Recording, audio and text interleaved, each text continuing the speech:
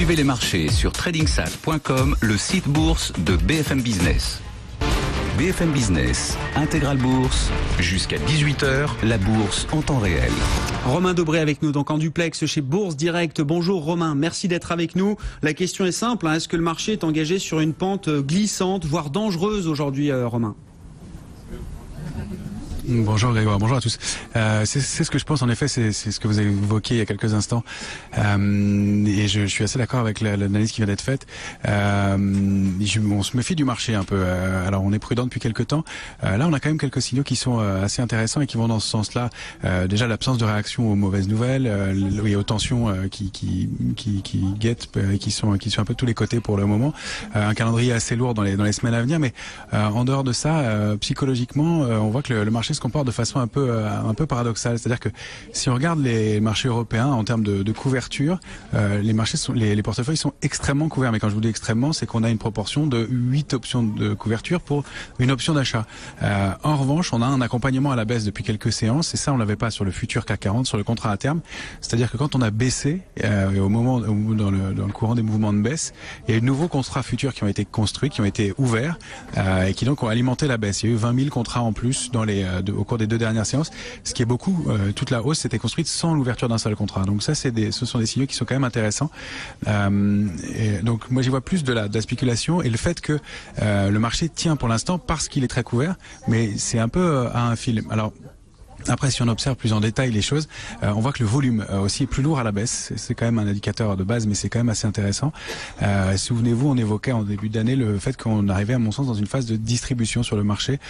J'y reviens, mais c'est des phases qui se mettent en place de façon assez longue.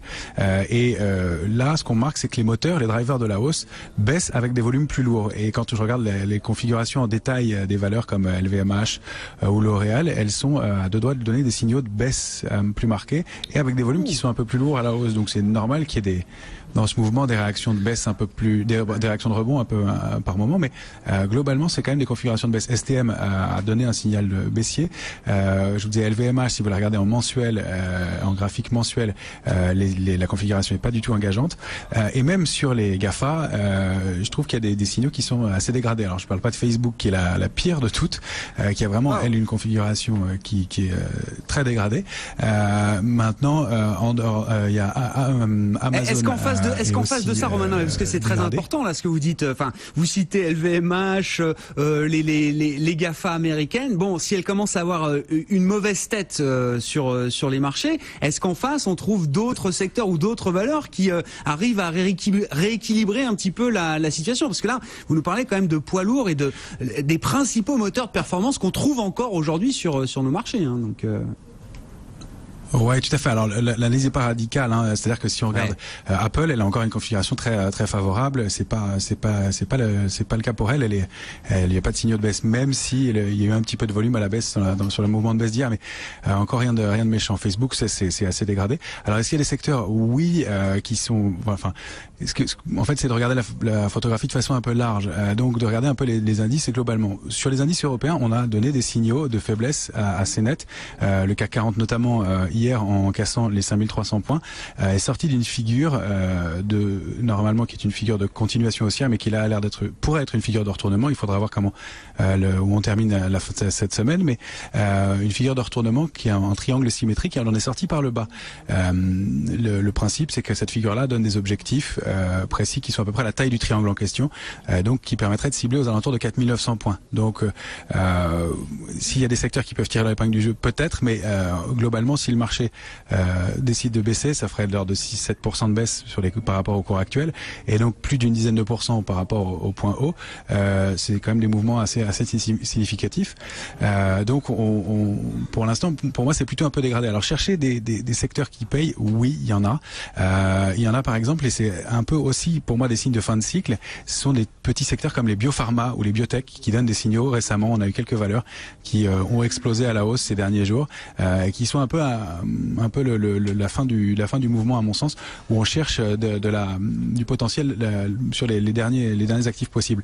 Globalement, vous parliez du secteur bancaire. Je suis d'accord avec vous. Ce secteur-là, il est étonnant. Non seulement il a arrêté de baisser, mais en plus il donne des signaux graphiques d'un rebond potentiel. Alors rebond, pourquoi? Parce qu'il y a des divergences, c'est-à-dire que les indicateurs graphiques ne confirment pas les baisses récentes, d'une part, que les volumes sont un tout petit peu plus lourds à la hausse. Ça, c'est important aussi pour pouvoir monter un marché a besoin que le volume accompagne. Donc ça, c'est le cas. Et si on regarde un indice sectoriel ou un tracker sur le secteur bancaire, on voit qu'il y a ces configurations qui peuvent laisser à penser à un rebond. Donc, si on veut travailler à la hausse, parce que j'évoque une baisse possible, il est clair que les mouvements de baisse un peu marqués comme celui auquel je pense déclenchent pas, très difficile de déterminer quand ils vont se déclencher. Il peut y avoir un petit mouvement de reprise, un mouvement de rebond, et on peut travailler, mais pour des arbitrages dynamiques. Et c'est pour ça que, quand Aymeric disait parler de vision long terme, je suis d'accord. Ouais. À court terme, on peut assister à des rebonds et regarder ce genre de secteur. Biopharma, bancaire, pourquoi pas. Il y a même l'or, si on veut travailler d'autres secteurs, parce qu'il n'y a pas que les actions en bourse, il y a d'autres actifs, et l'or donne un début de signal, ou en tout cas de réaction sur un niveau important. On sait que c'est un actif refuge, donc si le mouvement de baisse se mettait en place, on pourrait imaginer un mouvement. Il n'est pas encore confirmé, mais on peut garder un œil dessus. Voilà, donc pour moi, sous 5300 points, c'est un peu le marché est un peu délicat. Et au titre des signes qui alimentent la baisse, on a aussi un regain d'intérêt important parmi mais c'est souvent le cas, les investisseurs particuliers pour les GAFA justement, pour ces valeurs qui montent et qui semblent s'y intéresser maintenant de plus en plus. Ça, c'est un peu dangereux. Et à titre d'anecdote, mais ça n'en est pas vraiment une, j'ai un ami qui vit aux États-Unis, à New York précisément, et qui me disait que la semaine dernière, un chauffeur de taxi lui disait: c'est merveilleux, tout va bien, et les marchés sont au plus haut. Ouais. Vous connaissez le principe. Ouais. On se méfie de ce genre de choses. Donc bon, ça c'est plus subjectif, mais méfiance avec ça aussi. Donc voilà, mais voilà, pas mal de signaux qui laissent à penser que le marché patine et que on pourrait assister à des mouvements de correction, je vous dis de 7 à 10% sur l'indice parisien et donc par définition sur les indices américains, puisque c'est eux qui probablement donneront là. C'est dégradé aussi sur le DAX, c'est dégradé aussi sur l'Eurostoxx. Donc prudence à mon avis dans les semaines à venir. Nous on préconise plutôt d'alléger très significativement les portefeuilles, de garder du cash, quitte à rater une portion éventuelle de la hausse. À court moyen terme, on peut réaliser des arbitrages sur les valeurs qu'on a et les secteurs qu'on a évoqués. Il y a des choses à faire, même en intraday sur les indices. Et puis pourquoi pas commencer à regarder travailler à la vente, travailler à la baisse sur les marchés aussi. Bon.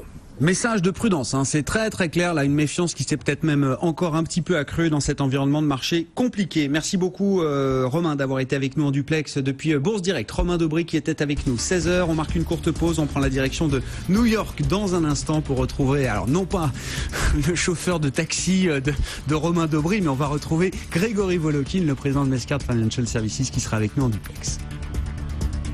BFM Business, Intégral Bourse, jusqu'à 18h, la bourse en temps réel. Tous les week-ends sur BFM Business, faites le tour